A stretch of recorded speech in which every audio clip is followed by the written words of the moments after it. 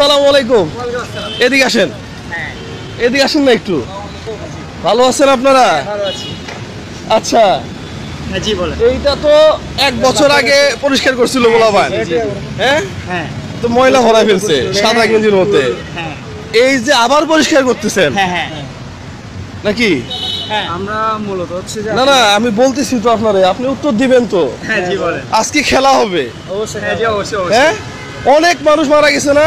হ্যাঁ জি অবশ্যই, 30,000-এর বেশি শহীদ হয়েছে, আহত হয়েছে।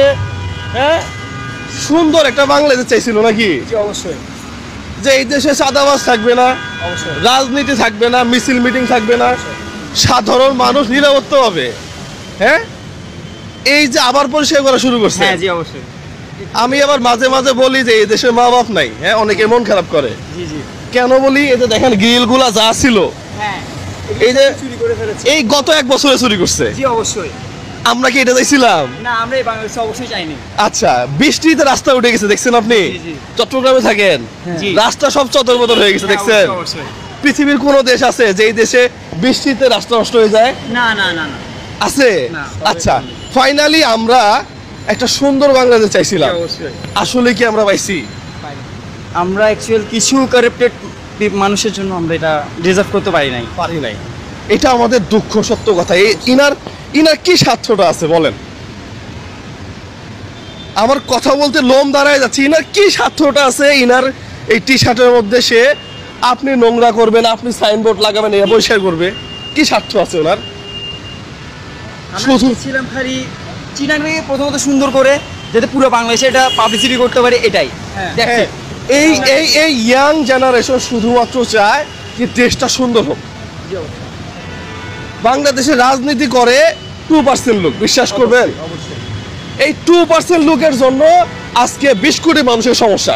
অবশ্যই। আপনার আমার কোনো রাজনৈতিক দল নাই, কিছুই নেই, আমরা চাই দেশ সুন্দর হোক। কিন্তু এই যে 2%, ও চাঁদাবাজি করবে, ও টেন্ডারবাজি করবে, ওই রাস্তার কাজ করবে, নিচে এই বাঁশ ঢুকাই দিবে, বালু দিবে না, বৃষ্টি হবে, এগুলো উঠে যাবে, আপনার আমার কষ্ট খালি। বিশ্বাস করেন, একবারে সবকিছু করবে না, করবে না। একবার রাস্তা করবে, আরেকবার ওয়াশার কাজ করবে, আরেকবার বিদ্যুতের কাজ করবে। একবারে সব কিছু প্ল্যানিং করলে হয় না, করবে না এটা। কারণ আলাদা আলাদা করলে তাদের বাজেট বাড়বে। এই ক্ষেত্রে এত বাজেট বাড়বে, ওই ক্ষেত্রে এত তাদের পকেটে ঢুকবে। তারা 10 কোটি টাকা বাজেট হইলে তারা 5 কোটি টাকা উন্নয়ন করে 5 কোটি টাকা বেড়ে দিবে। একদম ঠিক কথা। আমাদের দেশের রাজনীতি হইতেছে এরকম, পুরো নোংরা রাজনীতি, একেবারে নোংরা রাজনীতি। দলের স্বার্থটা বুঝে। এই যে আন্দোলনের পরে, আন্দোলনের সময় সবাই এক ছিল, কিন্তু এখন সবাই বুঝতেছে সবাই সবার দল নিয়ে ব্যস্ত। সবাই সবার দল। এখন ওগুলা নিয়ে তো কথা বলাই যাবে না। যে ছাত্ররা আন্দোলন করছে, যতগুলো ভাই আমাদের মারা গেছে, বোনরা আহত হয়েছে, তাদের কি লাভ হয়েছে? তাদের ফ্যামিলিতে তাদের আর চিকিৎসা সেবাও পায় নাই, ওগুলা বলে লাভ নাই তো। আমার কাছে বলে জুয়েল ভাই সাহায্য দেন, আমি তো জানি এটা। আমি গুলি খাইছি, আমি এই করছি সেই করছি, আমার সাহায্য দেন। আমার এখানে গুলির দাগ এখনো আছে, কিন্তু আমি তো এরকম আমরা চাই সুন্দর একটা বাংলাদেশ, কিন্তু সবাই মিলেমিশে থাকে। হ্যাঁ, কিন্তু এটা আমরা এটা পারি নাই প্রিয় বন্ধুরা, এটা আমাদের ব্যর্থতা। তবে একটা কথা সত্য, ক্ষমতা চিরস্থায়ী নয়। হ্যাঁ,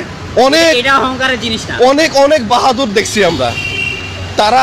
তারা আজকে এই দেশে নাই, তারা অন্য দেশে। আবার এখন যারা ঝামেলা করবে তারাও কি শৃঙ্খল থাকবে না। আমার মনে হয় যে প্রত্যেকটা কাজ থেকে শিক্ষা নেওয়া উচিত।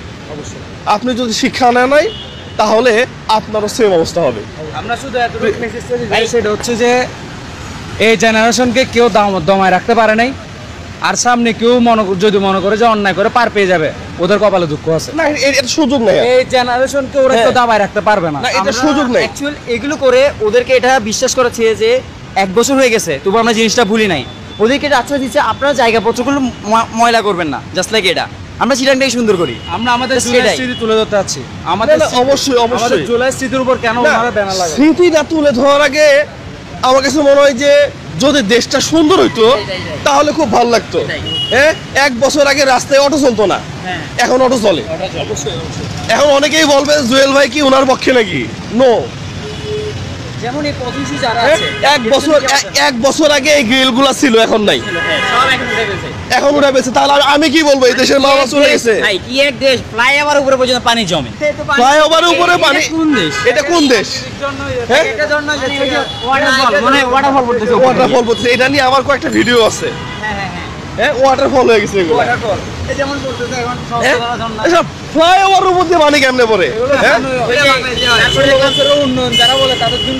না, আপনি 16 বছরের কথাই আছেন। এই 16 বছরের পরে যারা আসবে তাদেরও তো একই অবস্থা। আমার কথা হলো আমরা সুন্দর চাই। হ্যাঁ, রাজনৈতিক দল যারা আছে সবার অবস্থায়, এটা কেউ বিশ্বাস করুক আর না করুক, আমরা তাদের সবার টার্গেট একটাই, ক্ষমতা। যেই করে হোক ক্ষমতা। আমরা আসলে এই রাজনীতির জায়গাটা পরিবর্তন করতে পারি নাই। এখনো মিছিল মিটিং হয়, আগে যার পোস্টার ছিল সেটা নাই, এখন আরেকজনের পোস্টার। হ্যাঁ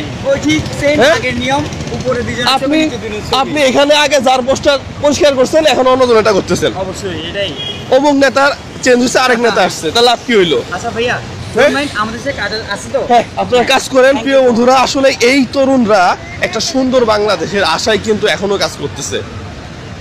আপনারা যারা বড় বড় রাজনীতিবিদ আছেন, এই তরুণদের স্বপ্ন আপনারা নষ্ট করবেন না। প্রিয় বন্ধুরা, সবাই ভালো থাকবেন, সুস্থ থাকবেন। আসসালামু আলাইকুম ওয়া রাহমাতুল্লাহ।